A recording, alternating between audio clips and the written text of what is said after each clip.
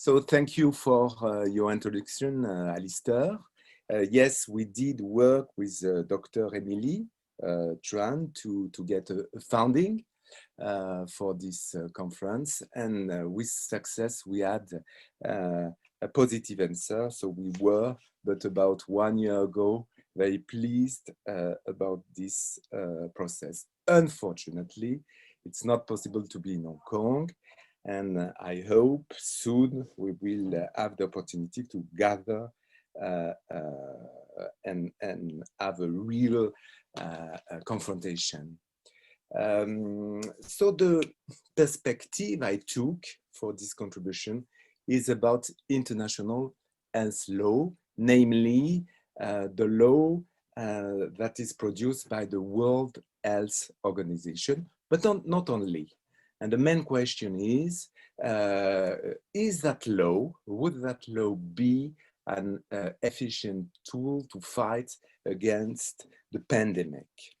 I will begin with a short introduction with an image that I took from the Greek mythology, and that is known as the Pandora box. The Pandora box means that Pandora is opening a box, and then human societies encounters evil, vice, and uncertainties, imperfection. And for me, this COVID pandemics may be presented as a new Pandora box with multiple uncertainties. And first, to begin, uncertainty of fact, factual uncertainties. As can understand, we have a low, maybe a very low capacity to understand the situation. Where does the virus come from? We don't know. Is it a zoonotic origin? Is it through food origin? Or is it a laboratory accident? As now there are some questions about that, but very formal and official question about this possibility. I would like to remind that the last review of Science, mid-May, as a call for scientists for a dispassionate question on this hypothesis of laboratory accident. Another low capacity to understand is the widely underestimated data about the infection, people infected and the people dead from the pandemic. We know now that there are 3.3 million people dead, but what is the real number? And of course, another low capacity is about the probability, but when, in what context, and how of a fourth coronavirus after the SARS, the MERS, and the COVID-19. Uncertainty is also, still with my image of the Pandora box, the uncertainty of solution. Well, from an international law perspective, there is a failure, obviously, a failure of common response to fight the pandemic. Public policy, national public policy are disparate and sometimes very contradictory. I was so surprised to read that in the United States, fully vaccinated American could be or are exempted from wearing the mask, which is something that is here in France unimaginable. Everyone, or let's say most of us, we try to wear the mask as possible, vaccinated, fully vaccinated or not. And also, I would like to quote that another failure or uncertainty of solution is about the competition within the vaccine, and in France, AstraZeneca has become, I would say, socially blacklisted. Socially blacklisted. No one wants to have this vaccine. And of course, the question is, what are we going to do with the vaccine we have? Are we going to offer them for cooperation? And then I would like to finish this introduction about this image, Greek mythology image, the uncertainty about the future and the next coming future. Are we facing a situation of anomie? Here in France, psychoanalysis understands the pandemic as, and the word is very strong, meaning that there are a huge impact on social equalities, as being a black sun effect of exclusion, a black sun, and not a sun, a real sun. Of course, another uncertainty about the future is the consequences. And in New York, for example, they use this prejudice in regard to educational harm, and stating that there would be an irreparable educational harm within a complaint that has come to the New York State Supreme Court. And I would like to finish this kind of universal anomie that has been already stated by Dr. Kenneth Chan, the loss of public confidence in scientific and political power, with, of course, potential electoral consequences. And here in France, it is very strong, as you've seen also with Bruno yesterday morning. So then the main question after this introductory presentation is, what is the meaning having the help of international health law? And the main question is, would international health law be a useful tool to fight against the COVID-19? And this main question, this problem, is leading to two subsidiary questions. One is a very classical question, but the other is more innovative and more difficult. The first question, the classical one, is how to define IHL, International Health Law, how to define it. And the second question, more difficult and more innovative, is how to measure the effectiveness of international health law, how to measure effectiveness. And of course, this question is, at the beginning, a difficult one, because the legal role that IHL could play is a minor one. Of course. Today, the fight against COVID, of course, favors a biomedical approach, which IHL does not do. International health law favors another approach, a biopsychosocial approach. So, of course, searching for meaning with international health law, encountered this legal subsidiarity. Another difficulty is linked to the fact that this crisis, this pandemic, is both a health crisis with multiple effects, sanitary and non-sanitary, but it's an health crisis also with many other crises, the climate crisis, for example, but also the security one. I turn now to my first question, first subsidiary question, which is a classical question. What is international health law? And I would like to introduce very quickly this definition with an idea, with a notion of fragmentation of international health law. This position of fragmentation is held by a well-known colleague, Brigitte Taubes, in many of her work.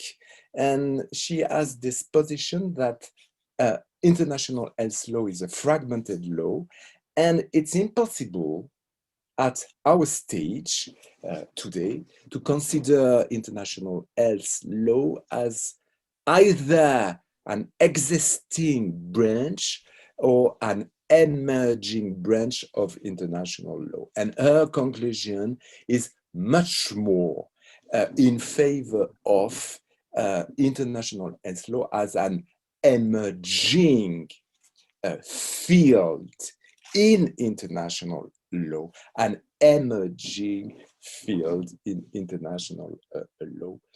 And in order to prove or to state this fragmentation, we can indeed consider the multiplicity of approaches of international health law. First, the WHO approach, the law, well, the normative approach produced by the World Health Organization.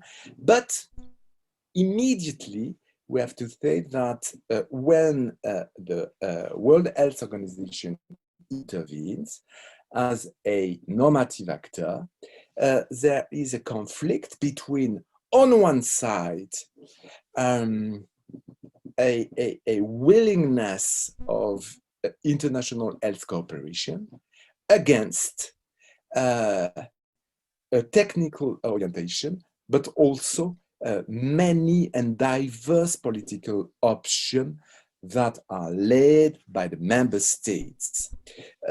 So, yes, the World Health Organization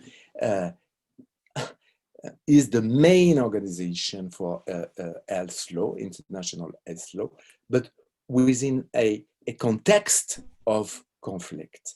Another approach, a possible approach, is the human rights approach that is led by the Office of the High Commissioner for Human Rights in the UN, in New York, and in Geneva. And this approach is based on the right to health, or the right of everyone to health, or the health right, also both as an individual right and a collective right. There are another proof of fragmentation, specialized approaches done, for example, by the international human rights law or the international environmental law, and also the law within the context of the World Trade Organization, namely in the field of intellectual property law. But fragmentation is still on the table when you think about the resolution adopted by the General Assembly of the United Nations. And for example, last December, there was a session, an extraordinary session to the pandemic. And then I finish, and maybe it's another kind of fragmentation with a doctrinal approach that is carried by a working group at a universal level on the notion of global health. I mean here the international law Association, to whom I belong, and we have issued this year, well, in 2020, 2 doctrinal resolutions on the fight against the pandemic. Come now to the question of, which is another and a difficult question, on the measure, the possible or the non-possible measure of effectiveness of international health law, which is, of course, a methodological problem. I would like just to say very briefly that law and international law belong or may be identified as a discipline of normative rationality, norms installed with human rationality, and often we can go a step beyond. It's more than normative rationality, it's narrative rationality. So the law is linked, of course, to the norm, to normativity, but it's also a place for deliberation. When a society, the World Health Organization, decide that we have to do that or this, it's a place of social and political deliberation, and it's within the discipline of law. So law and international law is a kind of social contract. Just an example of narrative rationality.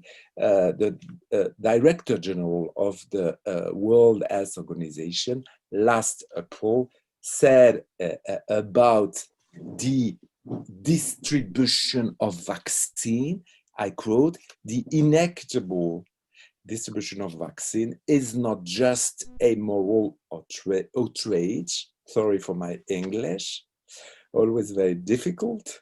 It's not just a moral outrage, it's also economically and epidemiologically self-defeating narrative rationality, even if this example is not especially normative, but it's very narrative. Another point important to measure the effectiveness is that the fact that international is law and international health law is not a public policy, is not a international public policy that would be based on objective, on target, and so on.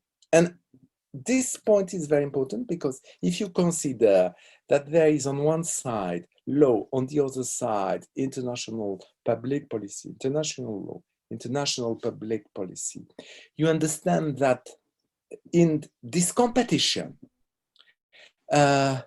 international public policy may erase the function of law. And I think here, what has been done by the world community about the objectif du développement durable, the sustainable development goal, when the General Assembly of the UN has decided to adopt in 2015 those goals, it has meant that it was not necessary anymore to declare a normative rationality. I explain. Thus, there is a goal about the world health, and this goal about the world health as being a sustainable development goal does not need anymore the bias of the law, the bias of the declaration of the law, the bias of the normative rationality. And I finish with a last point. We can measure, but not only, effectiveness of international law based on voluntary acceptance by the state or coercion against the state. I turn now about the effectiveness after the methodological, the effectiveness of international standards, else law standards, based on coercion and non-coercion. What we can understand, what we can see is the real scarcity of legally binding instruments. Would you be astonished or not?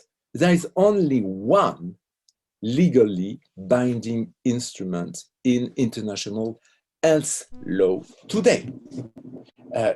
This instrument is not a treaty, it's a regulation. This regulation dates back from 2005, and it's the International Health Organization regulation. Sorry, it's the sole instrument that is binding the state, and this regulation, which is not a treaty, sorry to insist, but it's binding the state. It's a kind of rationalization of national action in regard to public health emergency. When there is a public health emergency within the country has to declare and to seize the World Health Organization. The World Health Organization having the right, the power to declare, and it has done it in January 2020, after a relative indecision, a public health emergency of international concern. Okay, that is cooperation in international health law. That is supposed to be legally binding.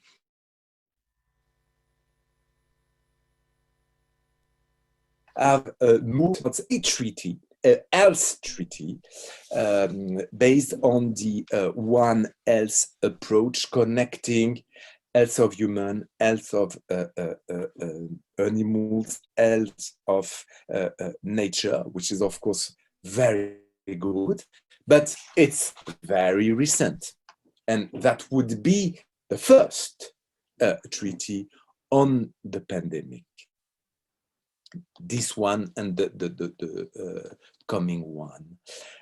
If I go back, if I go beyond, effectiveness then is maybe less stronger, and there is indeed a wide variety of soft law instruments. I mean non-binding.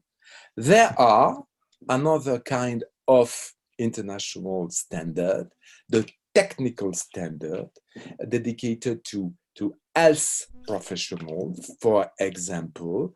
And there was, as I was talking about the AstraZeneca vaccine, there was last April here the sense, provisional recommendation in regard to health professional about the benefit of the vaccine, namely AstraZeneca, in regard to the risk of it, or again in last April, ethical consideration on mandatory vaccination. Conclusion: effectiveness of norms, effectiveness of health norms. Mostly, we have mostly non-binding instruments. Non-binding mean that the state is not forced to apply. He may apply or he may not apply. He decides. And again, it comes back to my presentation. International health law is mostly a discursive tool, a guiding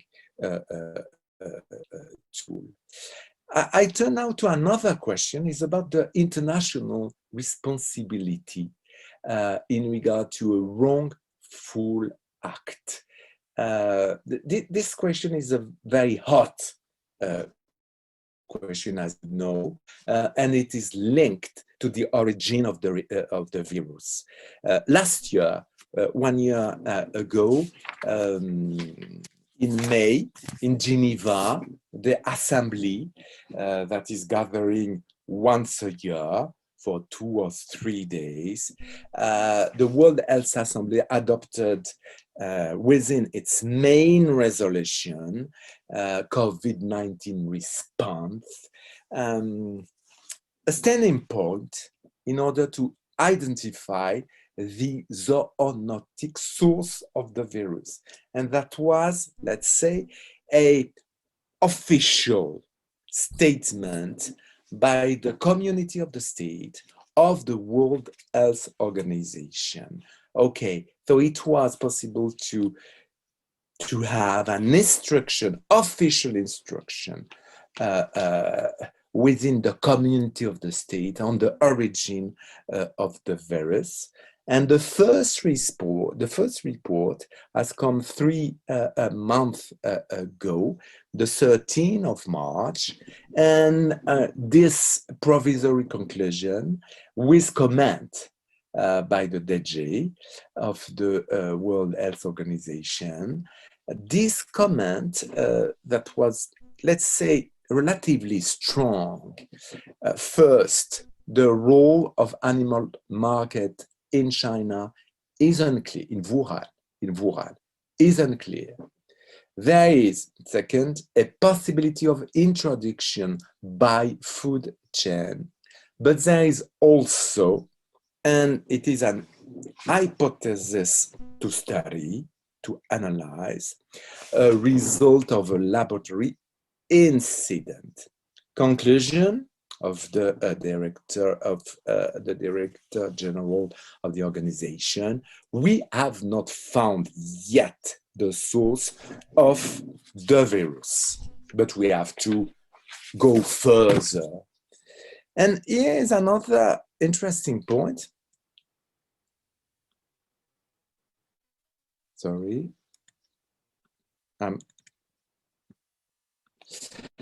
Another interesting point about the tool of international law. Would international law help in regard to state responsibility? So I will briefly discuss this point. In international law, not only health law, there is a duty of the state for due vigilance.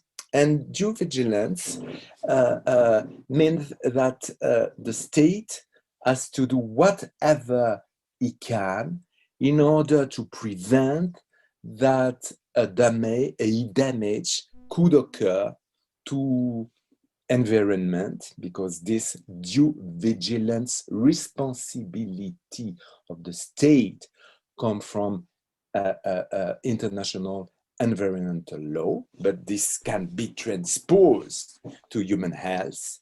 So no damage to human health of other states as a result of activities under jurisdiction or control. So there is once the origin of the virus be lifted, once the origin of the virus be lifted, if it is, there could be indeed an action of responsibility in order to let's say, determine if the principle of due vigilance has been violated or not. That is the beginning of a state responsibility action. First, to determine if there is a violation of international law, namely a wrongful act in regard to due vigilance. And then, if the wrongful act is acted, there would be, of course, consequences for the state, namely to seize the wrongful act, to guarantee non-repetition of the act, and to repair, full reparation, and reparation material and moral, material or moral, material and moral. Conclusion. In regard to the possibility of an international action, principle of state responsibility in international law are clear. There's no problem, they are clear. Those principles are clear, they are general, and they apply to the field of international health law. But today, it's not possible to have any consideration about this possible responsibility, what wrongful act, and what violation of the due vigilance principle. What I mean is that it is possible to think about that, but the time will be very long in order to have the proof. And after the scientific proof, there is the debate, the legal debate on what wrongful act and what violation of due vigilance. I finish, and thank you for listening my English. Up to now, international law has been led by two functions. Since 1927, almost 1 century ago, the court, the permanent court, in the case of the Lotus case, has stated that international law has two main functions. First, regulation between state, and this regulation between state means non-intervention in internal affairs. And second, achievement of common aims, which is here the, let's say, principle, the goal of cooperation. So in regard to the pandemic, in regard to international law traditional function, and we understand that what we're talking about, international law international health law belong to the achievement of common aim.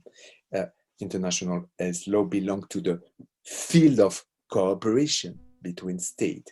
Is it time to renew international law? And of course, what I'm going to say is very open. It's not positive law, and you understand it's a very positive and soft law. Is it time to renew in regard to the pandemic? First proposition, add a third function. I mean, establish a new responsibility for any state, the responsibility to protect health population in regard to what has been done with the R2P, responsibility to protect, in 2005, but in 2005, it was in regard to genocide, war crimes. Here, it would be a main standard, the responsibility to protect population health. Second proposition, of course, strengthen the deliberative capacity in international law. Today, mainly, not only, but mainly within the World Health Organization, we do not have a sanitary citizenship. We have sanitary expertise, but not really a sanitary citizenship.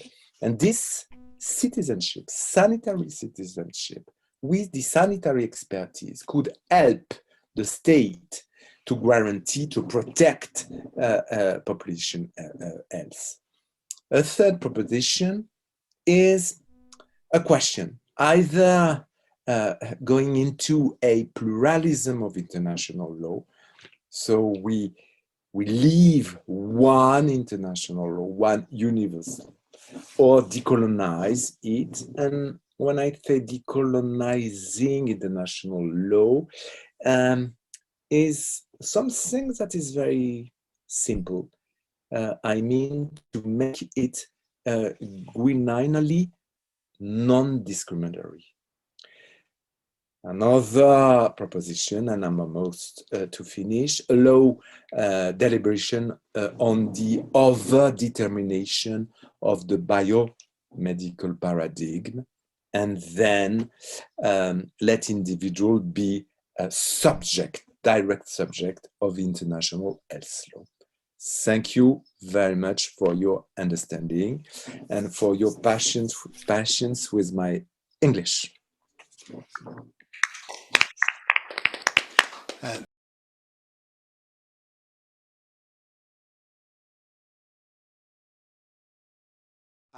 And the next on the list is Tom, as we know you now, Tom.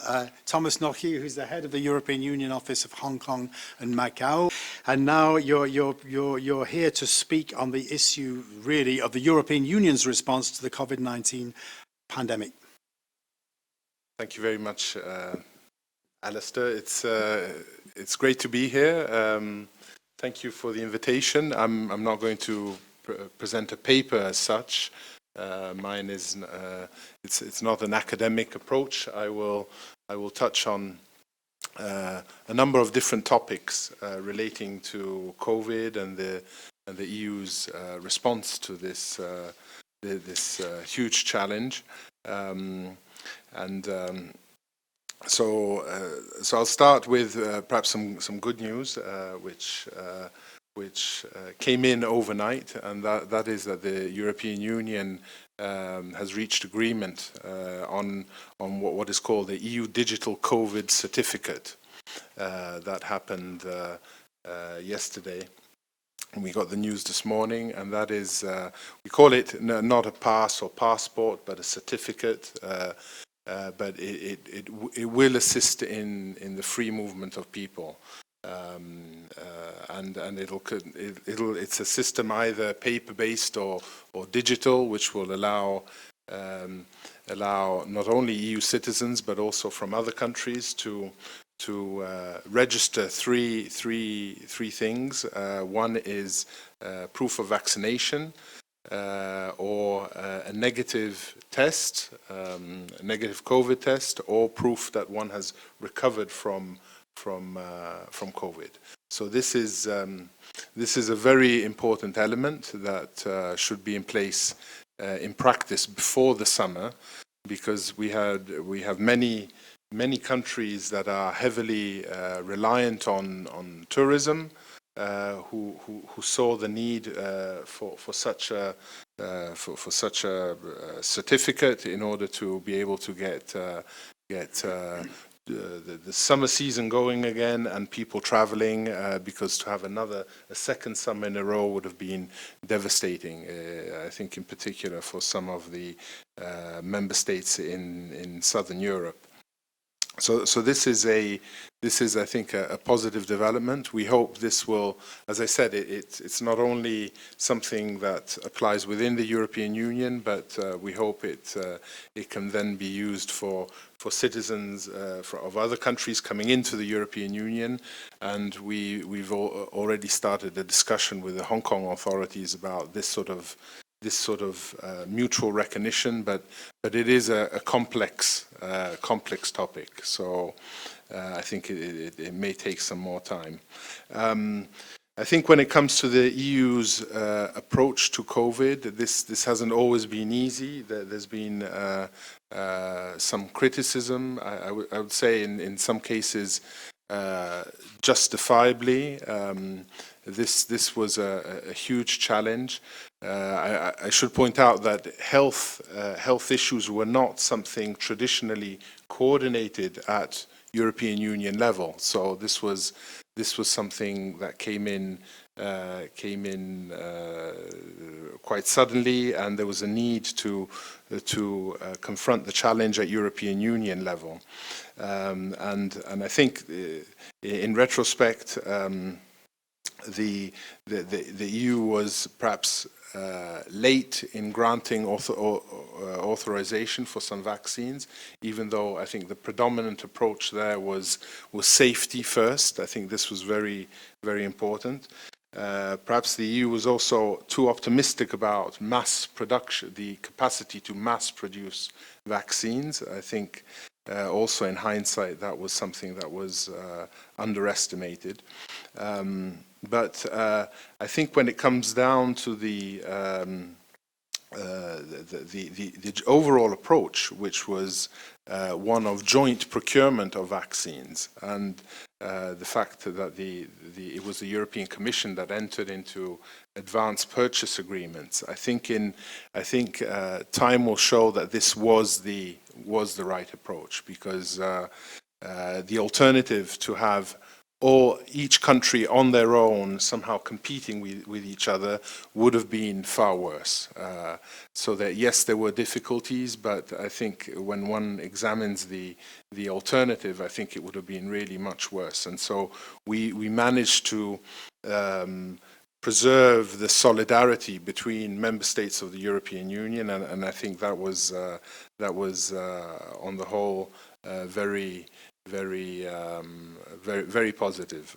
There were also some, at the very beginning of the crisis back in the spring or even late winter of 2020, there was initially some closing of borders and hoarding of PPE and things like that, but that was soon overcome. And again, the dominant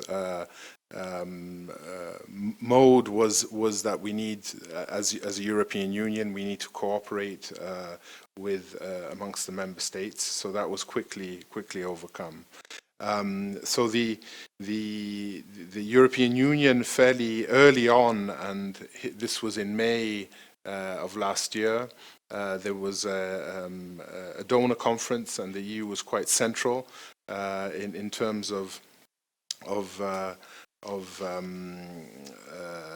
providing, and the amount of funding that was provided was 16 billion euros, and this is EU institutions plus member states for testing, treatments, and vaccine development. So that was the first kind of major contribution that the European Union made, and then through also these advanced purchase agreements, the European Union was supporting the industry, and in terms of developing the vaccine, the production, addressing supply chain bottlenecks, and so on. I think some of the criticism that has been addressed to the European Union in terms of how it's dealt with in particular the exports of vaccine, I think this is to a large extent unfair, because if just one looks at the numbers, the European Union has provided 200 million doses, distributed 200 million doses internally, and that's more or less the same amount that it has exported. So it has used internally the same amount of doses that it has exported. So yes, there were export controls imposed, and this caused a lot of controversy and accusations of, for example, vaccine nationalism. But again, if you look at the numbers, there were hundreds of shipments made all over the world, and the reality is that through this mechanism of export control, so not export bans, only one shipment was actually blocked. So So this is important. The EU is also, I think, playing a crucial role. Again, EU institutions together with member states in terms of the COVAX initiative, which is aimed at providing vaccines to 92 low and middle income countries, and so 2.4 billion euros, and I think that's I'm not sure if it's the largest contribution, but at any rate, it's one of the largest contributions to this initiative. But now, really, I think the main challenge is to, first of all, ramp up production of vaccines. This is clearly the number one priority, because it's clear that unless a large part of the world is vaccinated, this problem won't go away, and there will be the new variants developing and coming back to countries that have that were largely vaccinated. So it's clear that it's not only an altruistic thing, but also in the interest of countries to all pull together and provide a wide and rapid distribution of vaccines. And it's really not so much about the production, because I saw an estimate, a figure by which 10 billion doses of vaccine would be produced in 2021, and if one, I don't know if this estimate is correct, but if then one considers that every person should have 2 doses, then that's 5 billion people covered with production in 2021. So so it's not so much about the actual production, but actually getting distributing these vaccines widely to all countries.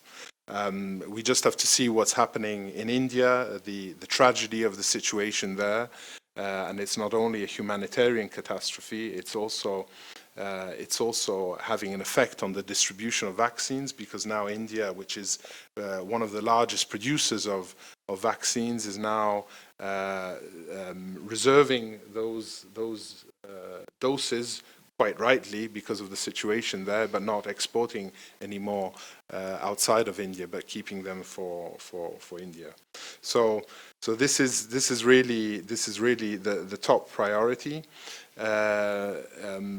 Just turning to there is the COVAX initiative, which is vaccines being provided, donated to the developing and middle-income countries. But then there is also a significant role for let's say the international trade system, which needs to be addressed. And here there's the US proposals for waiving intellectual property rights, and here the EU is making a proposal on different aspects of the trading system, and is making a proposal to the WTO consisting of 3 elements. The first is ensuring trade facilitation and ensuring that there are certain disciplines on export restrictions. This is, I think, this is crucial. As I said before, the European Union does have export controls. It is a very sensitive product, vaccine. So the European Union has to have a clear view about what is being produced and where it's being exported to. But that's not the same as I said, as having an export ban. And as I said earlier, there was only one shipment which was actually blocked. through this mechanism.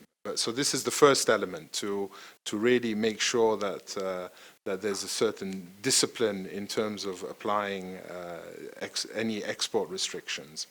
The other element is to expand production, and to do this by certain possibly through pledges by vaccine producers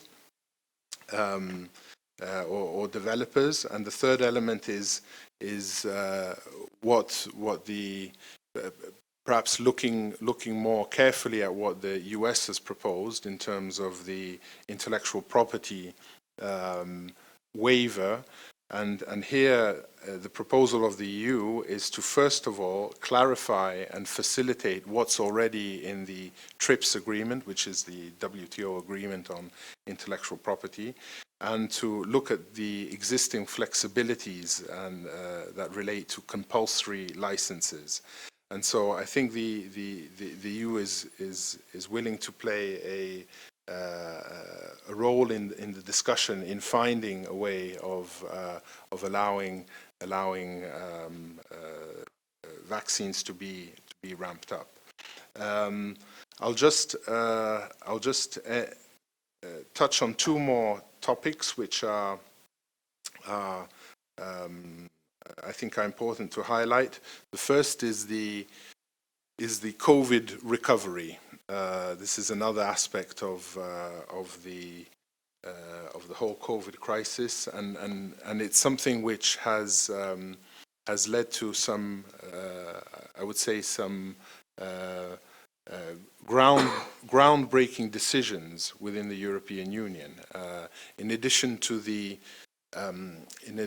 long-term budget of the European Union, which was adopted last year, because of the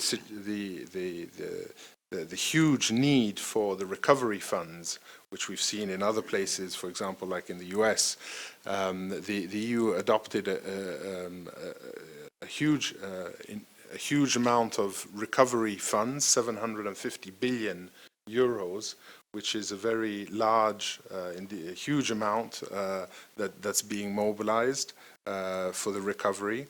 And here there are a few things which are quite worth noting. The first is that for the first time ever, the EU is actually, rather than relying on own resources, is actually tapping into the international capital markets. This never happened for the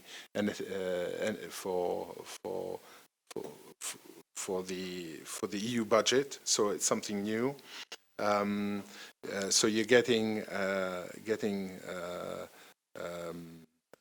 the funds from the international market.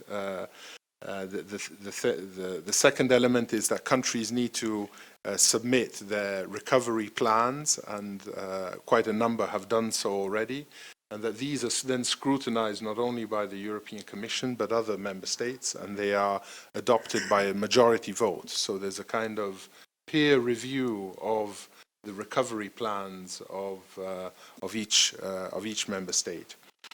So this is a kind of a new element, and these recovery plans also include elements of structural reform. So where there were certain weaknesses, macroeconomic weaknesses or structural weaknesses in the economies, these are addressed. An important element is also that there's a minimum amount of these funding that goes to, first of all, climate change. So I think it's 37% of the funding that needs to be earmarked towards green projects, and 20% which goes to digital projects. So this is what's behind the kind of mantra "building back better," that the recovery funds should be used to actually support what are the two big priorities of the European Union at the moment, which is the climate change and the digital economy. So this is, I think, an important aspect, and this is and maybe to touch on something going forward, because I think we're entering an era where once this is over, hopefully soon, I think the world needs to prepare for another, possibly another pandemic, and this is where the EU is putting, thinking about what the best structures to put in place are, and the EU has come up with a proposal for an authority called the Health Emergency Preparedness and Response Authority, or HERA for short, which, like all good things in the European Union, has gives them a Greek name, and this is really to try and collectively have the capacity to detect kind of pandemics before they or prevent pandemics from happening in the future, and there's a similar organization in the US. There are other initiatives too which are being promoted by the EU. One is the so-called Vaccelerate initiative, and there are some 16 member states of the European Union, together also with some associated countries, which are participating, and this is to establish a kind of network of clinical trials. So already there's a lot of thought being given on how to prevent a future pandemic and to what the sort of European response should be. And here there's something that is being called the health union. Within the European Union, we have all sorts of unions: the banking union, the customs union. But the newest of these is the health union, and so to work on these at a collective level. Obviously, it's perhaps not even enough to do so at European level. It's also important to work at a global level on these issues, and the EU is also working on, for example, supporting the WHO. But I'll end my comments there. I think I touched on a few different things which I thought were important to highlight. Thank you very much, Alistair, once again. Thank you. Thank you very much, Tom.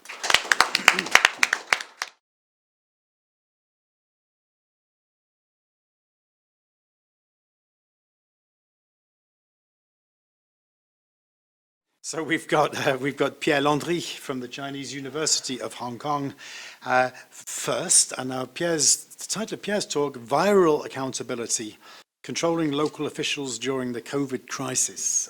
Over to you, Pierre.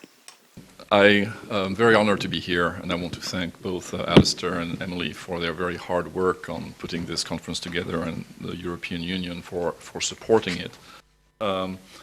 I am someone who's been working for a very long time on questions of local governance, primarily in China, and I was approached almost 6 months ago, it's been a while, when Emily wrote this email to me, and I decided that I was going to try to basically make sense of the ways in which the Chinese government has managed its local officials during this massive COVID crisis. And at the time I was very naive. I thought that everything would be over within a few weeks. I would be able to gather all kinds of data on time and have a wonderful statistical model to present at the conference. And of course none of that was true, and things have become quite complicated.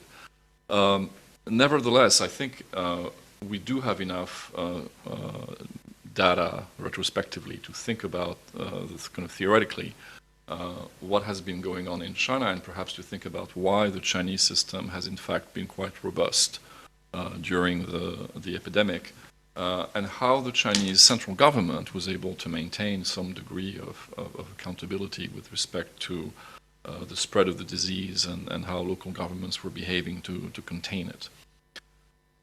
So that's why I titled the talk Viral Accountability.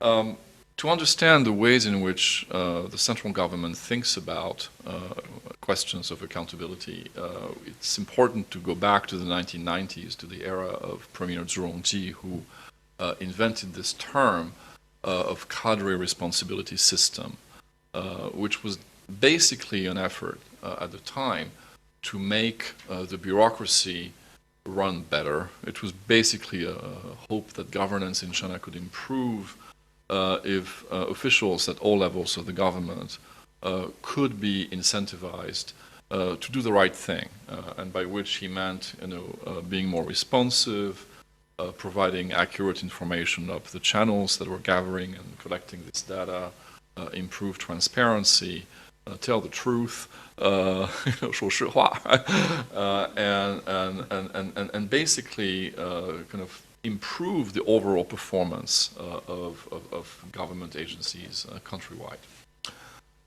And of course, fairly soon, when various health emergencies appeared, this accountability system was tested in the area of public health.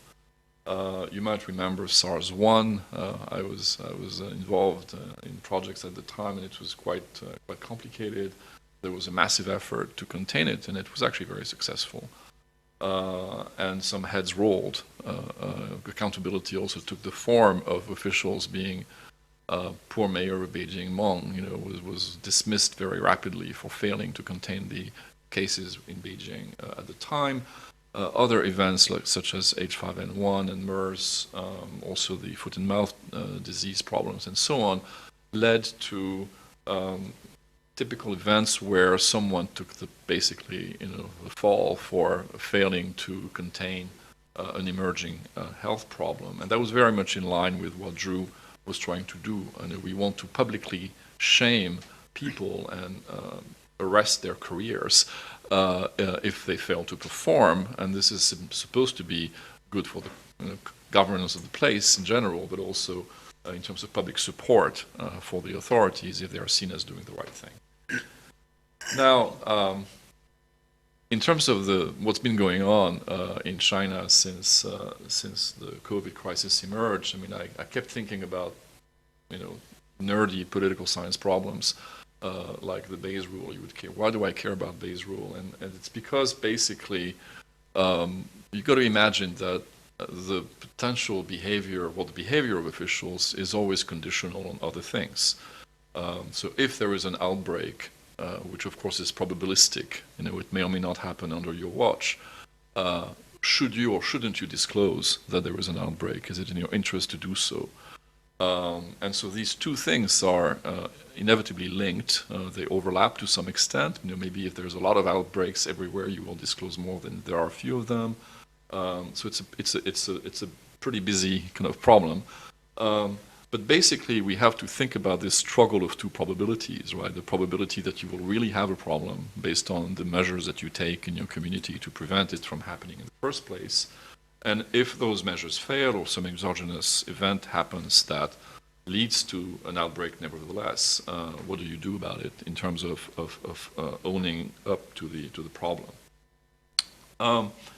Oops, sorry, wrong computer. Now, when we think about what Zhu tried to implement, this sort of Ganbu Ziranzhi system, the cadre responsibility system, the devil is often in the details. It's very clear that the system, as it was implemented in the 1990s, was never designed to deal with something as vast and kind of global shock or national shock as what we have seen with COVID, where literally hundreds of thousands of officials are all asking themselves the same question: what am I going to do if it happens on my watch, right? And am I going to be the next victim? What's happening next door? And everyone is really tensed up about that because it is truly a global problem. There are obviously very high stakes because failure means that people die, and that of course is probably career ending for those who basically are posted in localities where you have incidents of death. And of course, even if you want to cooperate and even if you want to disclose it, you got to think about timing. How long should I really hold out until I actually own up to it? When is it acceptable to not disclose for the sake, for example, of stability, which is always an overarching concern? Social stability is a slogan that you must always keep in mind. and at the same time, hiding cases can be seen as a dereliction of duty. So you have to be very strategic in your behavior as to when you're going to do what you have. There is, of course, a certain risk of dismissal. As I said, it could be career-ending. It's not always the case. Even Mr. Meng, poor Mr. Meng, was dismissed from Beijing in 2003. He then, by the way, it started the career of the Vice President of China today, because this is when he was moved from Hainan to become mayor of Beijing, Wang Qishan. So he owes his position to SARS #1. Mayor Meng was dismissed. He was later resurrected and sent, poor thing, to become governor of Shanxi province, where he was subjected to a whole barrage of mining accidents, which led to his second dismissal for dereliction of duty.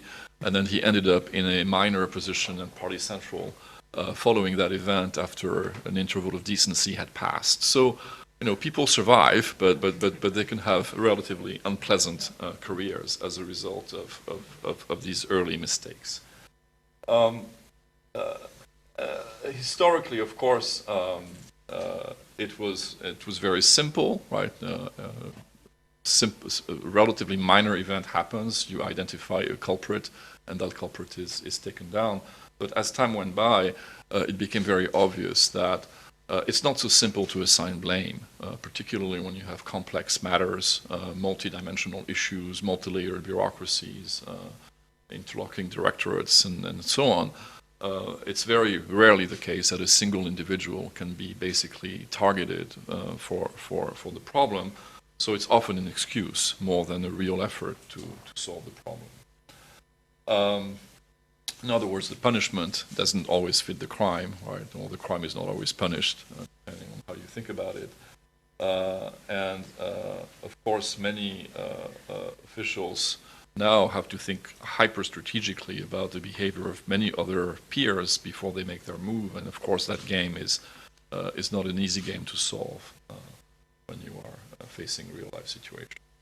Now, public health is a very interesting field. It's somewhat special. And when I started, looking at this, wearing my hat of someone who spent time looking at primarily traditional bureaus, what I would say party bureaus, I spent a lot of time thinking about the organization department and the Zhengfawei, the law and politics committees, etc.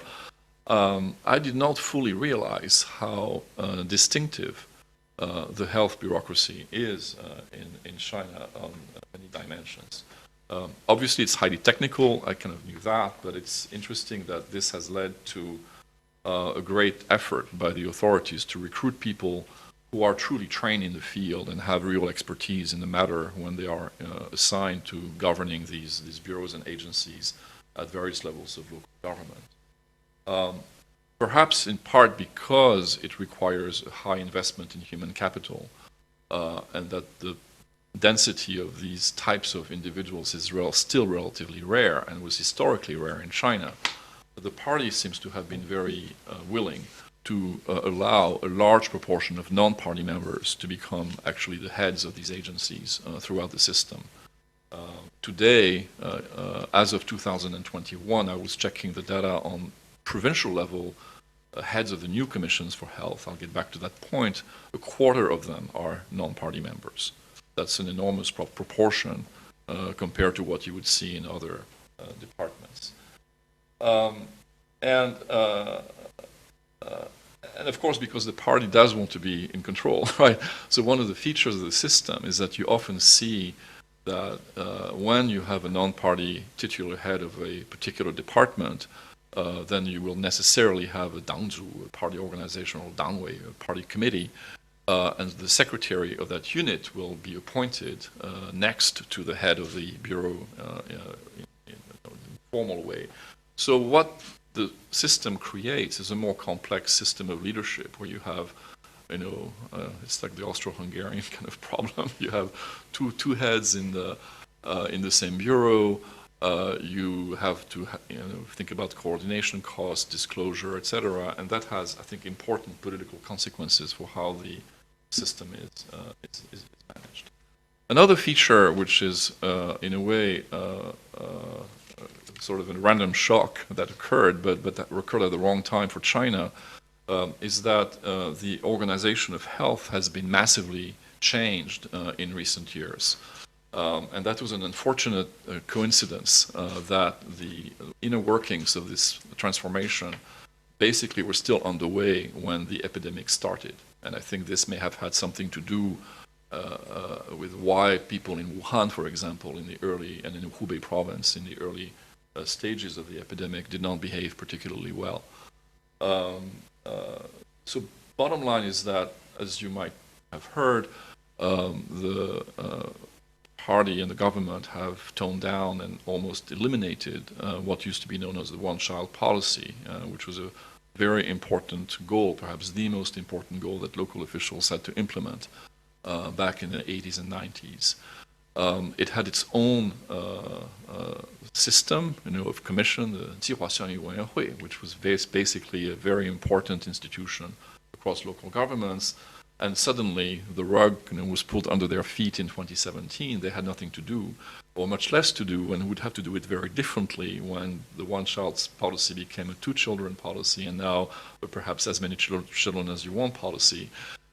So what the government did was to fuse together the Health Bureau, which used to be a special independent agency at the local level, with the family planning system, and combine them into a newly named 计划和卫生和计划生育委员会, so a Health and Family Planning Committee or Bureau at the county level in 2017. And that was not enough. Within 2 years, so as this thing was going on and you had to decide who's going to be the new boss, is it the guy from family planning or the person from health who's going to take over? Then in 2019, as family planning was further eroded, it was even erased from the name of the institution, and they were renamed health and well-being committees or agencies to emphasize the role of preventive care, etc., and the end of family planning kind of as we knew it. So this was an organization in flux. And the consequence of that is that if you look at the composition of the leadership today at the local level for health, there is no leader, no head of any provincial level commission that has a tenure beyond 2018. Right? This is a guy in Xinjiang. The latest one was appointed this month, Jiangxi, the youngest one, April of 2021, right? Well, youngest in terms of the time in the job, right? So we are dealing with people when the epidemic broke out who were basically still relatively inexperienced in the job as they had it. And by that I mean whatever it was called, whether it was called the family planning and health or the newly titled one, these were still relatively new appointees, and often people who came from the family planning bureaucracy and did not have clear experience in the kind of public health that's needed to handle virus epidemic.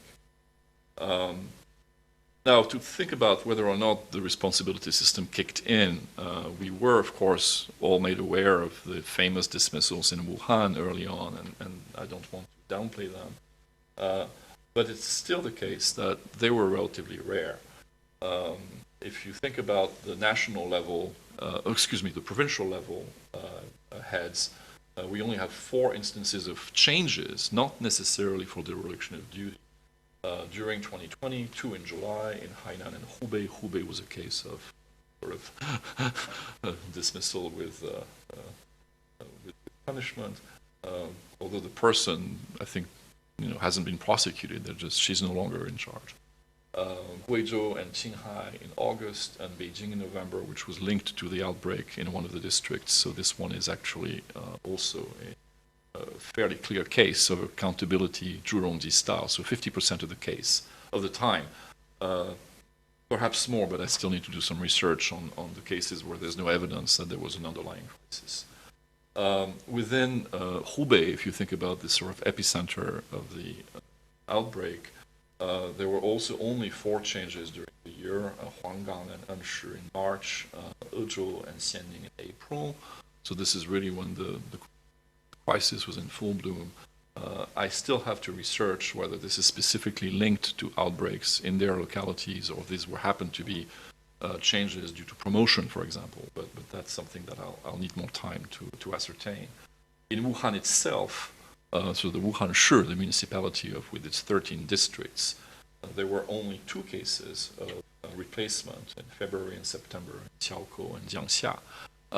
And again, I haven't been able to figure out from the available evidence that I have seen whether this is in fact a case of dereliction of duty or just a regular move. I will need more time. So what are the implications of this state of affairs, of a reorganized health system, fusion of public health and family planning, divided accountability between party members and non-party members at the head of these agencies? One of them is, I think, is the higher probability of disclosure, because when you have more people, there's more likely, you're more likely to have a whistleblower, basically call it out when it's necessary. So it may not be a bad thing to have many cooks, in the kitchen, so that at least someone who cares can actually do the right thing at the right time.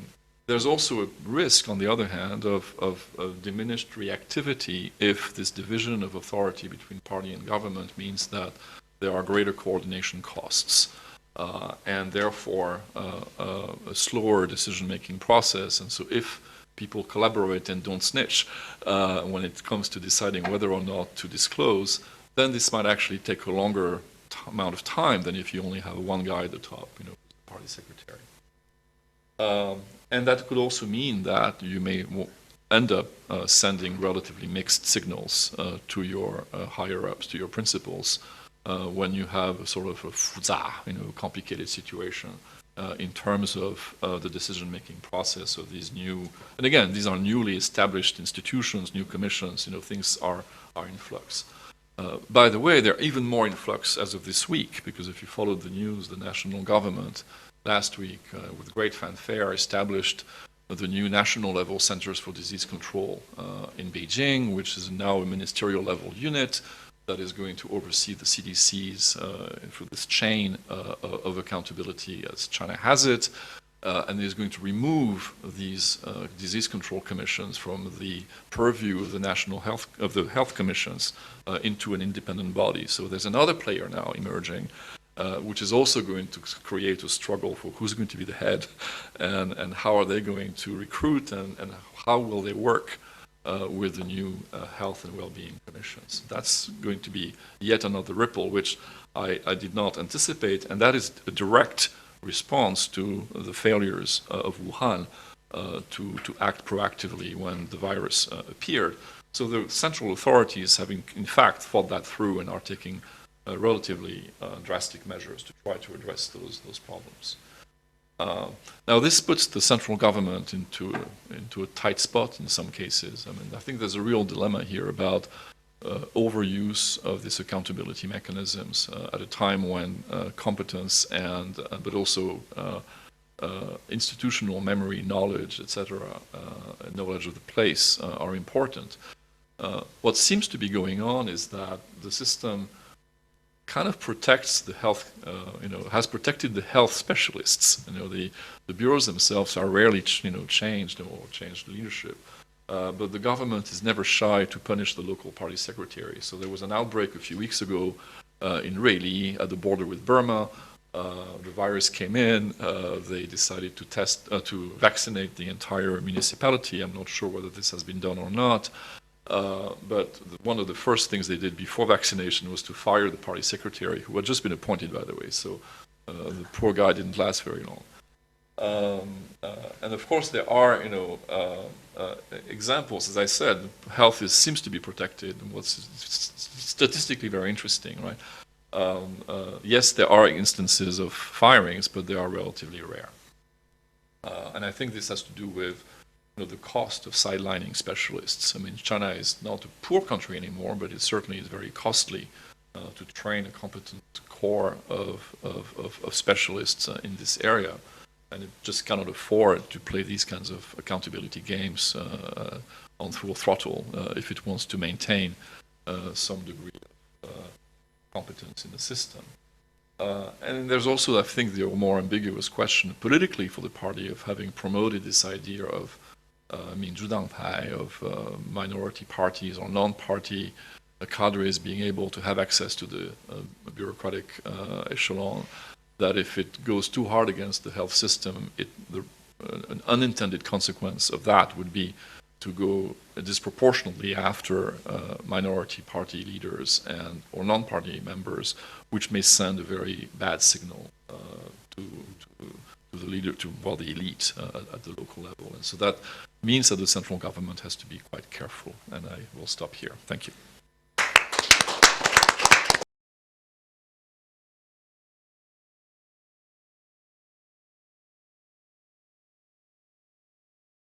Samsung's going to talk to us about trust in COVID-19 vaccines, survey findings from Hong Kong.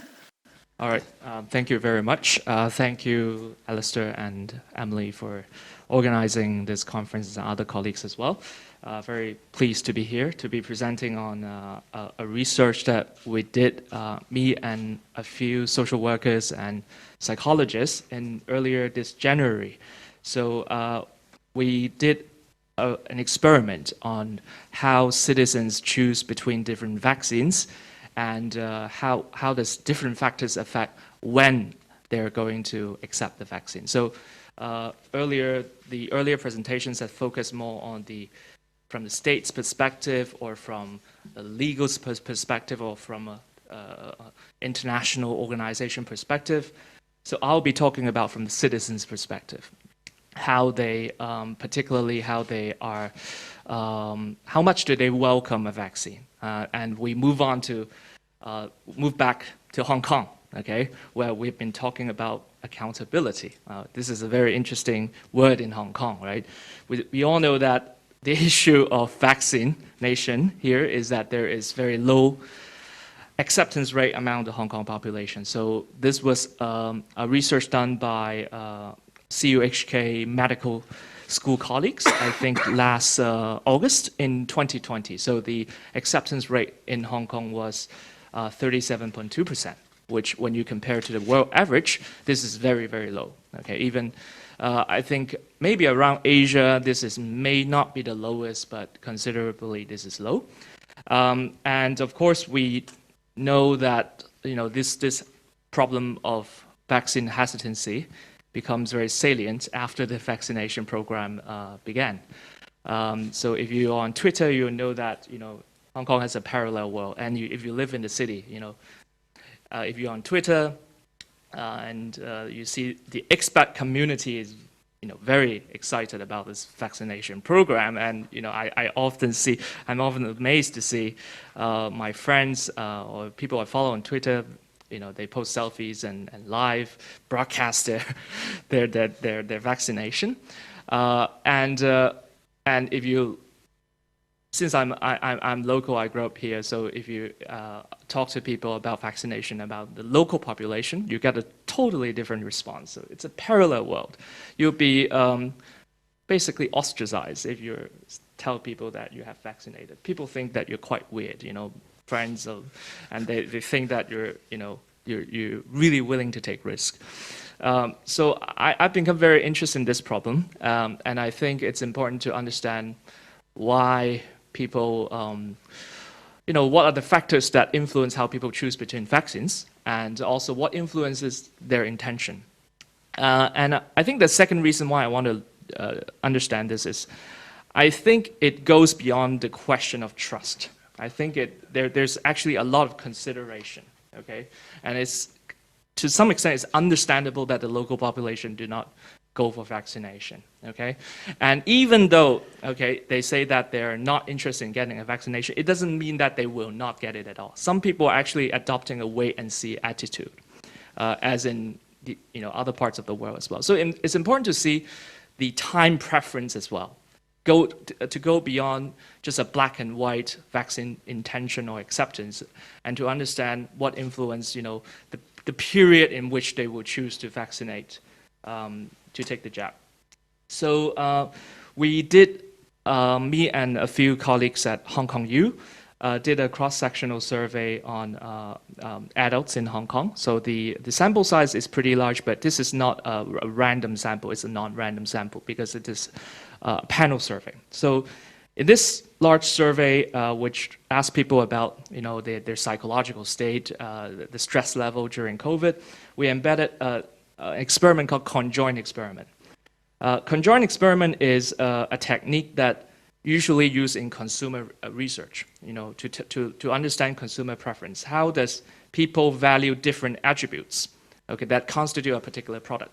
So, for example, if say Apple company wants to understand how people choose between phones, they will select the attributes like the price of the phone, the size of the phone, how good the camera is, to see how consumers, which attributes do they value the most? Which attributes are they most sensitive to, okay?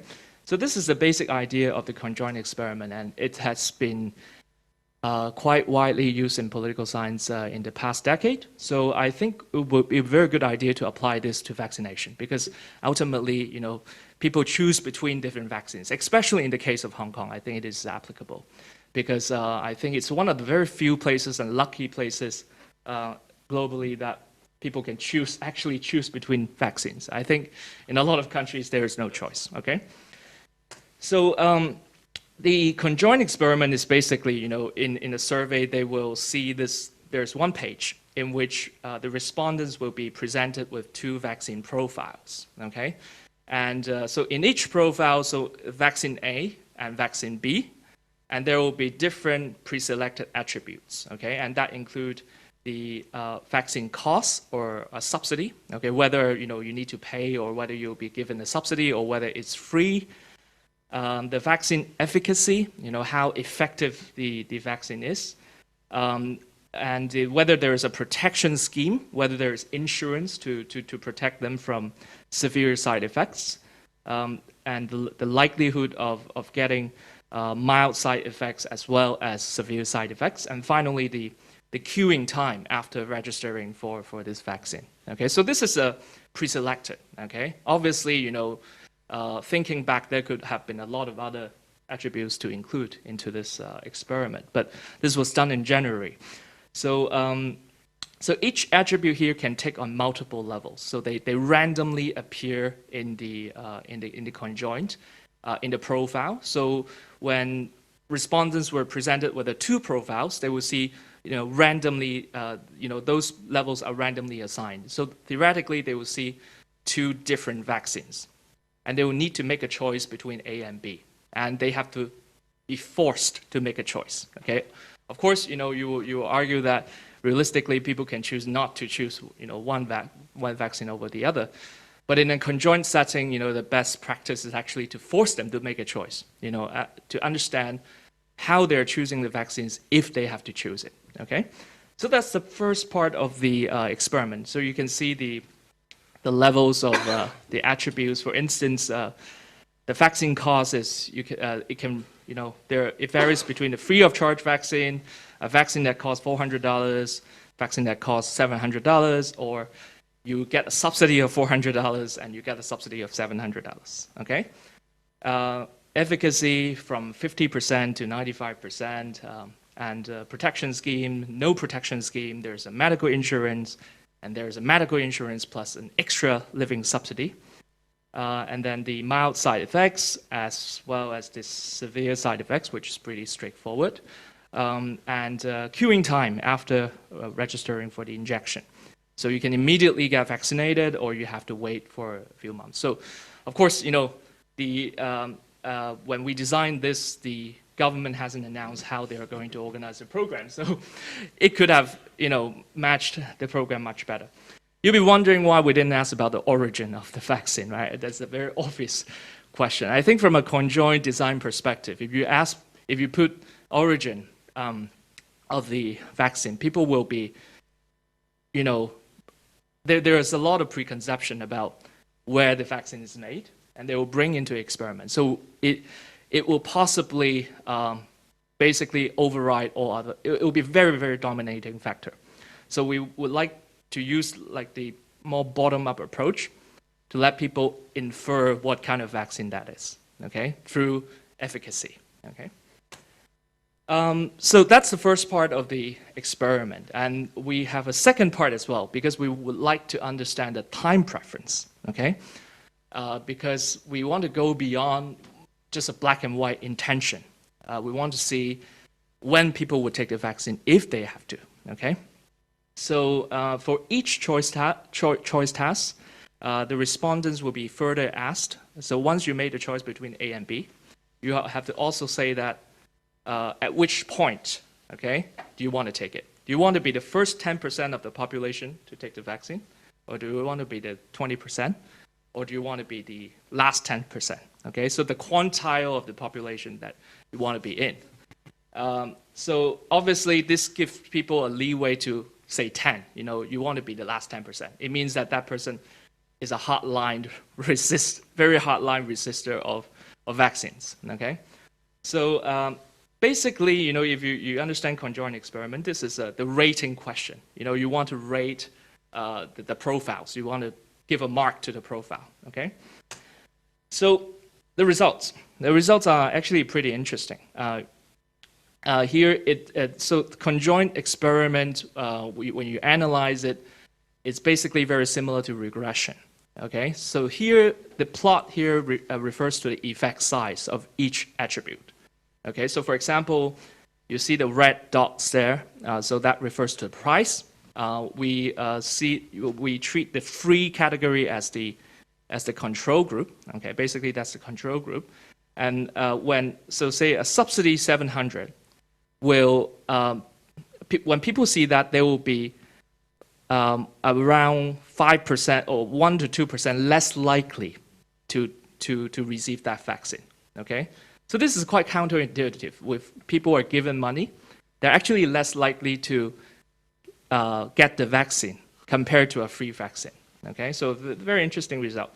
So if they have to pay, so they're even more unlikely to receive that vaccine, which is obvious because they have to pay out of their own pocket. But interesting finding here is that you cannot incentivize people by paying them, okay? Because people would probably think it's a fishy vaccine. You know, you probably think, why is it, you know, in Cantonese there's a phrase for it, 咁大隻蛤乸隨街跳, you know, free stuff, you know, freebies running everywhere, and it can't be true, okay? From this plot, you'll see that people are most sensitive to efficacy, okay? Because the spread of efficacy is widest. So if a vaccine has a 50% efficacy, they're most unlikely to get it, okay? So this is very obvious to us. I think common sense, you know. People take the efficacy point very seriously. So in terms of insurance, you'll see that compared to no insurance, giving people insurance actually increase their motivation to get a particular vaccine, okay? But if you give people extra money, it's not going to help, okay? So this is the implication. You just need to give people enough level of medical insurance. But if you're giving them extra subsidy, people might think there is something to this vaccine, okay? Maybe I will lose my working ability and I cannot, you know, I will have to rely on government pension. Okay, so I think this is about signaling. The pricing here will serve as a signal to the citizens about the possible adverse effects of a particular vaccine. So mild and severe side effects, I think this is expected. But what's interesting is that if there is no information, if people are uncertain about the severe side effects, they're very unlikely to get that vaccine, okay? As compared to a very, very small percentage of the side effect. And as you can see, queuing, there is no effect at all. So it's not a good variable from this picture. Okay, so in terms of the time preference, I think this is interesting and probably quite contextual to the case of Hong Kong. So you can see that if we aggregate all the time preference together in a chart, you'll see most people actually put 10, okay? No matter what kind of vaccines they're given, they will prefer to be the last to be vaccinated, all right? So, and we try to subset that into the vaccination intention, which we also asked earlier in the survey. As you can see, it's the biggest predictor of this time preference factor, okay? But I think I still hear this chart shows that there are a fair amount of people who choose between 1 and 9. And it will be interesting to see what are the factors that predict which period they prefer to get the vaccine. So we ran a model, something called the zero inflated negative binomial model. I didn't even know about this model until some statistician told me it's actually very useful because of this 10, it's inflated, basically, it's inflated. So we want to model this time preference and see what kind of factors contribute to it. And the basic results is basically that, as you can see, the tens, people who want to be vaccinated last. So that's the people who don't have the intention to be vaccinated, and those who have very low confidence in the vaccine. So you think that these two factors are probably correlated, okay? So that's why they're the hardliners. No matter what, they're not going, whatever vaccines they're given, they want to go last, okay? They're not going to change their mind that much.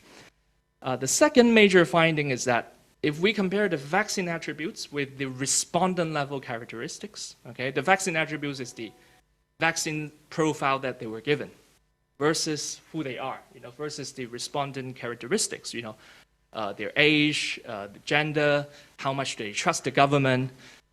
In comparison, okay, respondent characteristics are more important. Okay, so it doesn't really matter what kind of vaccines they're given. Well, I have to say that this is for the context of Hong Kong, okay?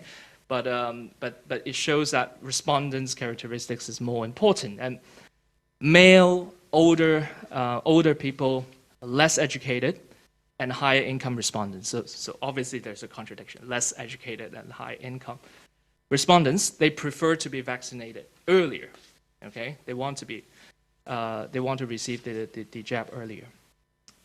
People who work in high-risk populations, occupations, so people who are on the front line, they're medical workers, they're waiters, they want to be vaccinated earlier. People who have high stress levels, they also want to be vaccinated earlier, okay? Which is pretty straightforward. Okay, in relation to trust, because trust is a really key issue here, especially in the case of Hong Kong, because I think if you read articles nowadays about, there's a lot of media reporting about why people don't get vaccinated. It's about trust, because people don't trust the government, therefore they don't trust the vaccine, and they just don't want to be vaccinated. Indeed, we did find a statistical significant relationship between trust in government and time preference. So people who have higher trust in the government, they want to be vaccinated earlier, okay? But there is no relationship between trust in medical workers and vaccination time preference in the case of Hong Kong. Interestingly, and we don't know how to explain this, is trust in France has a negative statistical relationship with time preference. The way we see it is that people who have higher social capital, I think they believe that they will have better ways to bypass or circumvent, they can survive during the pandemic without getting vaccinated. But I don't think there's enough evidence in this survey to directly prove this point, but that's a hypothesis that we would like to go further. Other interesting result related to testing, okay? Because in the survey, we did ask people about whether they have got tested, okay? So what we found is that if people have been tested, they are likely to prefer later vaccination, okay? Which is kind of makes sense, because if people are tested, they will lower their guard, and they think that they can take more risks, and because they're negative results, right? So they want to be vaccinated later, okay? But here there is some nuances in why people go to do the test. They can either willingly take the test, or they can be forced to take the test, okay? So we'll be very interested to understand whether there is difference between people who willingly take the test and people who are forced to take the test. So we added two interaction terms into the model. So we found that indeed, people who have been tested and they have the intention to be vaccinated, they prefer to be vaccinated earlier. So those are the people probably they want to willingly and voluntarily take the test because they are quite risk averse. And that correlates with the the fact that they want to be vaccinated earlier. And people who have been tested, and if they live close to places with confirmed cases, and we infer that that's because they are subject to forced testing. They are under this ambush lockdown, and they're forced to be tested. Those people, they will prefer later vaccination.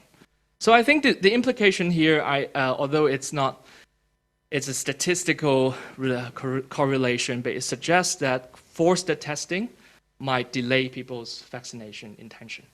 Okay, so that does have a public policy implication for the government, I think, because when the vaccination program began in Hong Kong, there were a lot of lockdowns, and people had to go through long queues to do the forced testing, and that kind of lowered people's guard.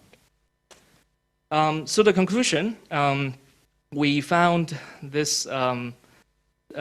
So people are most concerned about the vaccine's efficacy and their severe side effects when they choose between different vaccines. And we find that cash incentives are not useful. And actually, that's in line with what the government has been doing. It's a free vaccine. The time preference, the responding characteristic matter more. Okay, so no matter what kind of vaccines there are, people just don't want to take it. Okay, you can't improve the vaccine to increase people's motivation to get vaccinated. Trust is an important factor. Okay, but I want to emphasize one more point here is we are only measuring direct trust. Okay, there's also the issue of indirect effect of trust that we didn't measure here. Okay, what I mean is that sometimes people don't want to get vaccinated because they don't want to be publicly seen that they have been vaccinated because of the distrust toward the government. Even if people get vaccinated, they would not publicly say that I've been vaccinated in order to promote the vaccination program. So this is something that we did not measure in this survey, but I think this is something very important in Hong Kong. It's not just trusting the vaccine. It's beyond that. It's a social issue. It's a social, whether you would be publicly want to be seen supporting a government program. Okay, so I'll stop there. Thank you very much. We can discuss more. Thank you. Okay, thank you, Samson. We've had a very, very full debate. All of this time, we've had our colleague Roger and Professor Scully. Are you there, Rog? I am. Yes. Can you hear me? Yes, we can hear you perfectly well. Can you? Great. You've got the first question or the Oh. difficult question or whatever, but so you go first. Okay, thank you, Alistair. So what if I might ask actually a couple of questions. First of all, to Thomas about the European Union.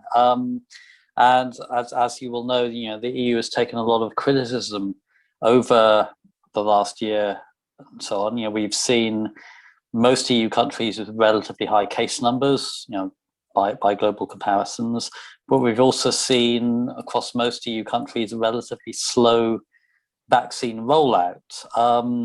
And so my general question there is why is that? Is that simply sort of common failures of the individual member states, or is there an element of distinct EU level failure here that is causing some of these negative outcomes, both in terms of the high case numbers and the slow vaccine rollout? And for Samson, thanks. I found that fascinating, as you might expect, the experimental study.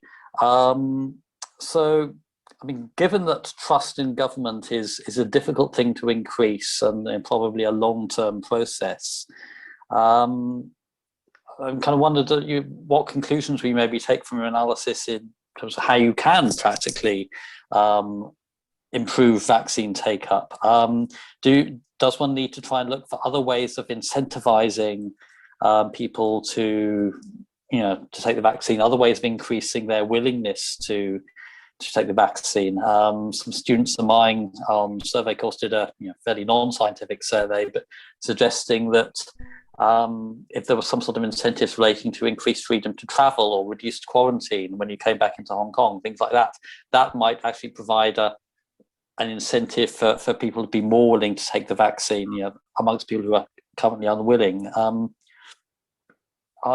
is there anything like that that you think comes out as an implication of your research? Thank you, Roger. So, Thank you. I mean, I addressed some of the criticism that was the EU received in different aspects of the COVID crisis earlier.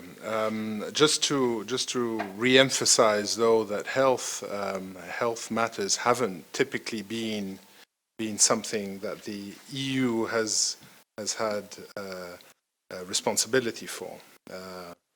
And in fact, in many countries, the primary responsibility is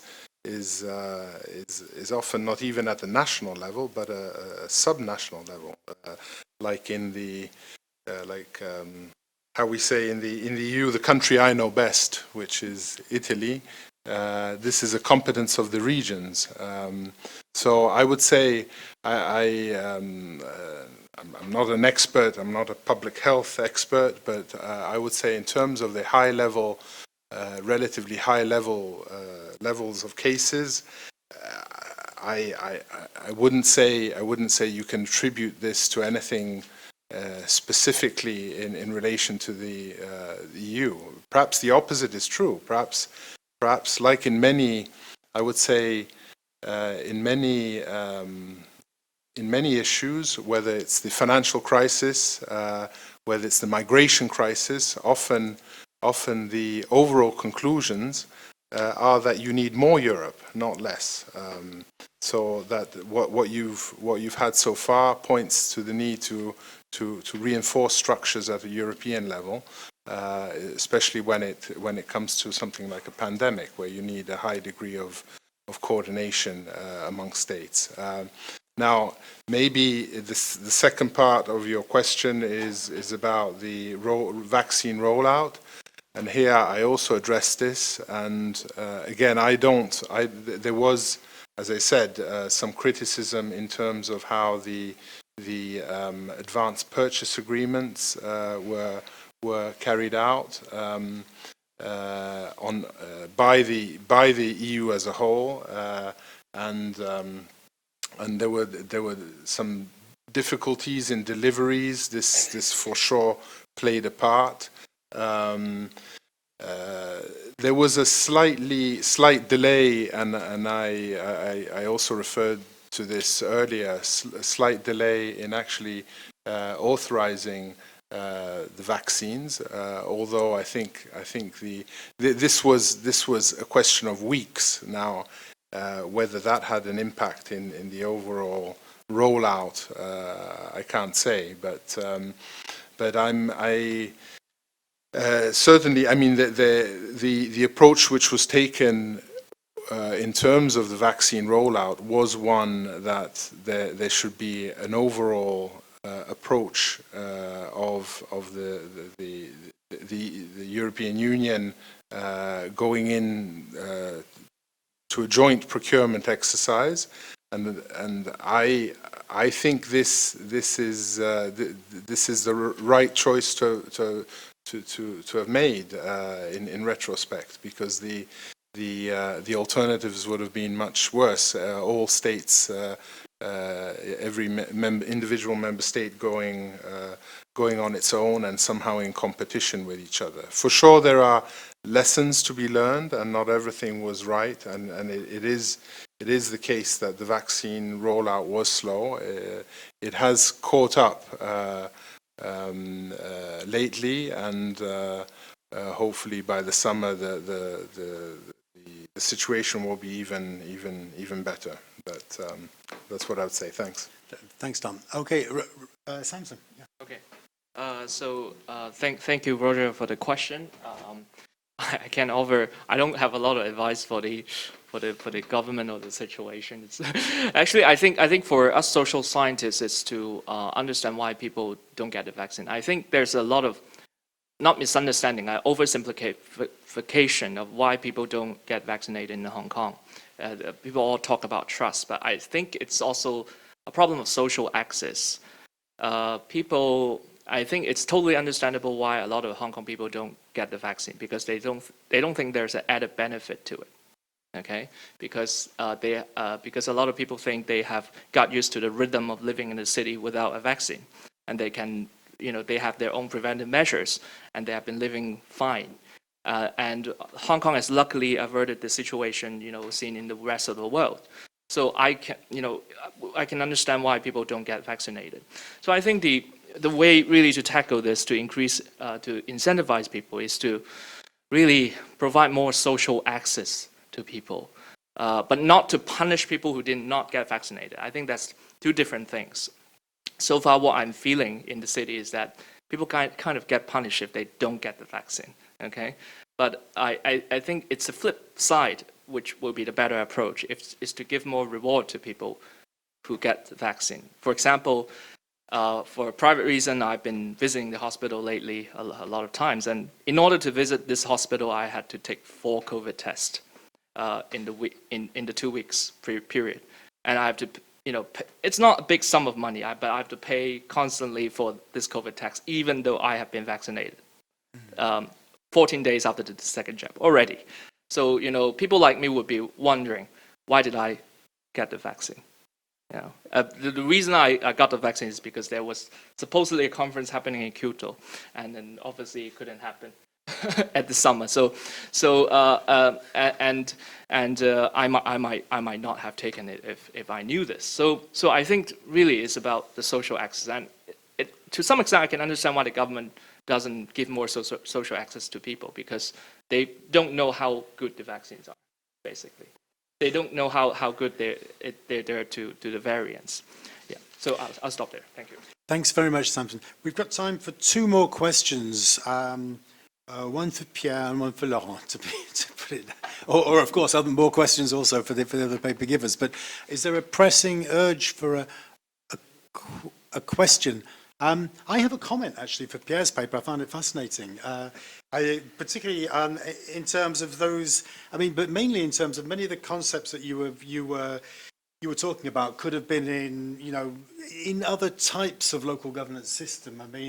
The naming and shaming, the blame avoidance, the difference between, I suppose, professional knowledge and political knowledge, the importance of institutional memory, the role of independent agencies, I suppose, or bodies. And so in a sense, I think that was a really interesting overview. And also, because one of the themes of the day is transparency, I suppose the particular reading of accountability that you're giving us in the Chinese case, which clearly is, which I suppose in a sense is it's clearly quite a blunt instrument in the way that you've been describing it, at least.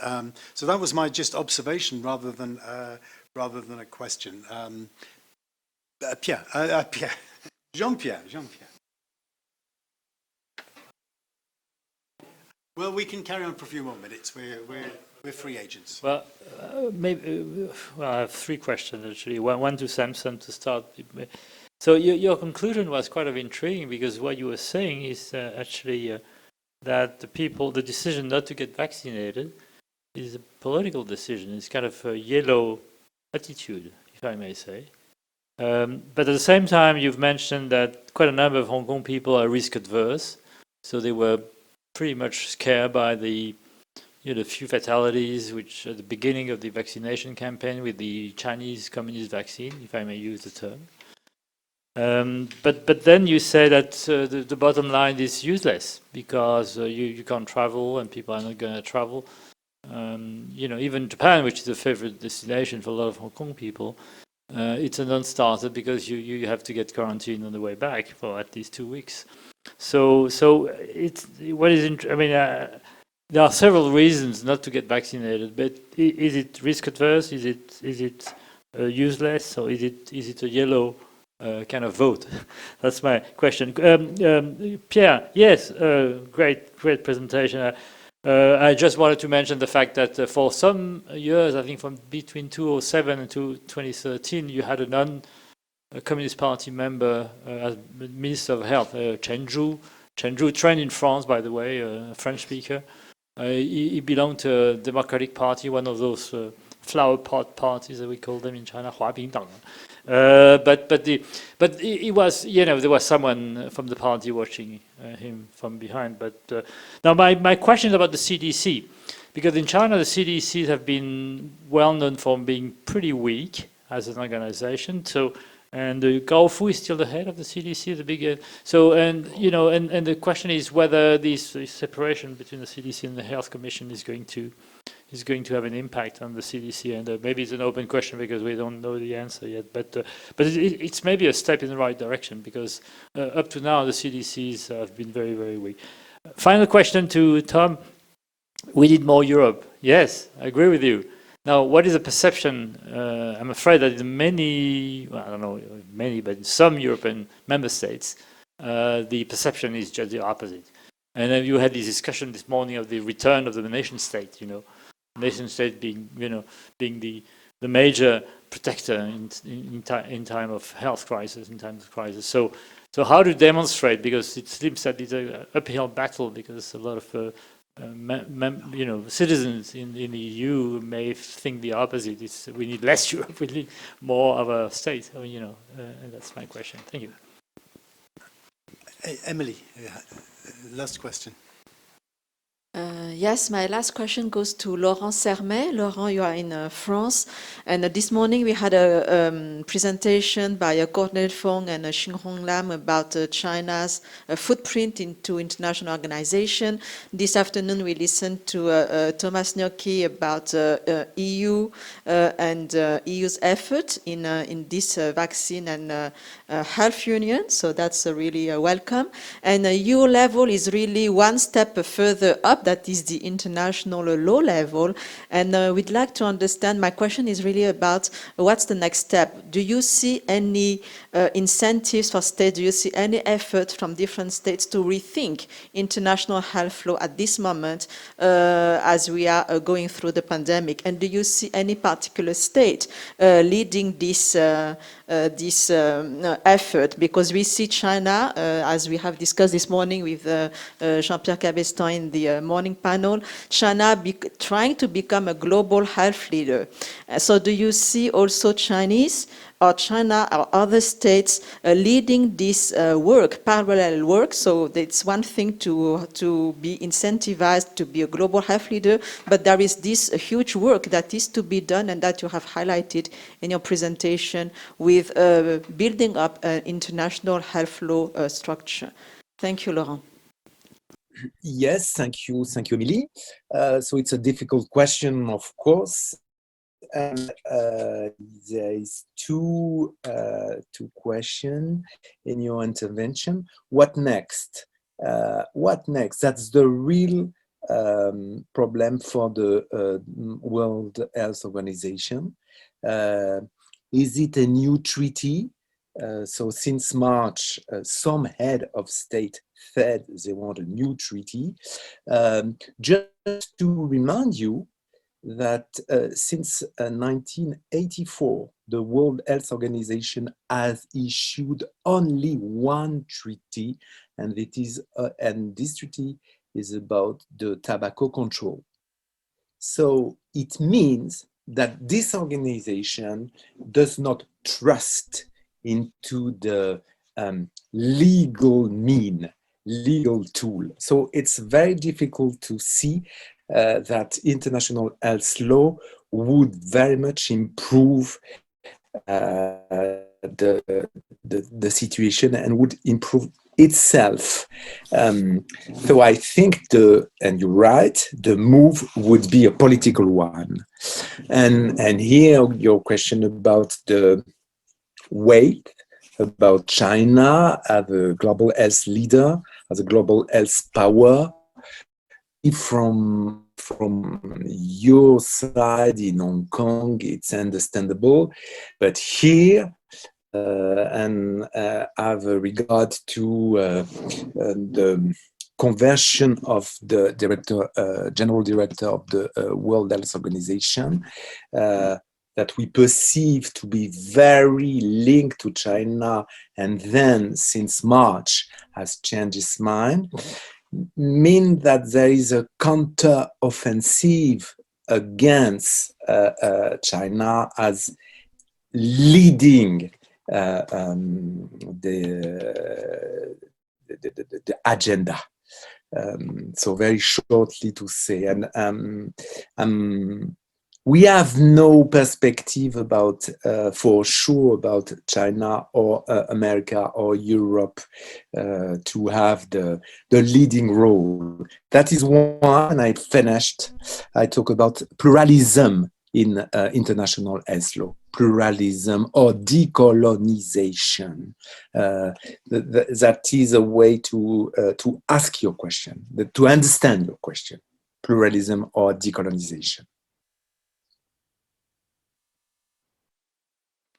Thank you very much, Laurent, for that full answer. So we'll move on. I guess we'll move to the end of the table, perhaps, Samsung, Okay. and then we'll come back. Yeah, towards thank me. you, Jean-Pierre, for the question. I think it's a bit of all these factors add up together. I mean, I think that people have all their personal reasons why not to get the vaccine, and it's actually very complicated. Of course, the trust level is important. The political affiliation is also an important one. And I think, and I've seen, I've heard that political conservative people don't want to get the vaccine because they fear that they will die from it. I mean, conservative, even people who are supposedly in the blue camp, right?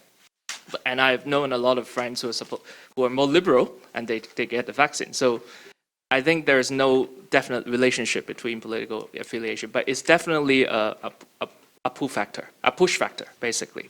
So, but I think the most important thing here I want to point out is that vaccination is a mobilization. When people don't tell other people they get vaccinated, it cannot become a contagion effect. Okay, so I think that's lacking in Hong Kong. People don't accept the expat community. I really think accept, which is a good thing. But among the local community, there's no such mobilization on a community level. That's what I think is lacking. Thank you. Thanks. Yeah. Yeah, well, thank you, Alistair, for your comment. And I do agree that it's important to place China in the sort of global intellectual context, and that the categories don't have to be exotic just because it happens to be about China. On Jean-Pierre's question about the CDC, I think it's too early to tell, but I mean, I would caution on 2 points. Number one is that Commission for Health and Well-being is, by Chinese tradition, a super ministry. It ranks higher than a ministry level institution. A National Center for Disease Control, Zhongxin, is a sub-ministerial level organization by design. So we are talking about quite different animals. So in expectation, it's going to be tough for the CDC to make itself a space. On the other hand, if you look at the history of the environmental protection system in China, it started that way and it ultimately evolved into being a very large commission. So it's possible that with enough funding and enough support, it will do okay. The second question at the local level is going to be whether it's considered a Shuangzhonglingdao, so some kind of organization in which the local leadership is accountable not to the local party committee or government, but next level up in the sort of state hierarchy or not. I have the feeling it's going to be the case, but there's no proof yet, and proof will be in the pudding, right? Okay, Tom. Yeah. Yes, there was a question. Yeah, I mean, I think public opinion in Europe certainly, I would say certainly towards the beginning of the crisis, was very negative, especially in some countries. My feeling is that this has somehow improved over time. I think there was a lot of disinformation as well, which is I think a very important factor around the whole COVID issue. But I think, as I said before, I think when we look at this with some distance, I think the EU will come out of this much better in retrospect. The response with all the things I mentioned earlier about the certain competences which are not fully developed at EU level, and certainly it's also a question to me of what is called in the jargon subsidiarity, and to making the decisions at the most appropriate level. And certainly, I think for something like a pandemic, it does make sense to act at Europe-wide level, if not even obviously at a global level. And I think citizens would understand this issue. So I think over time there will be support for the EU to work at that level, especially if results can be shown. Okay, thanks everybody.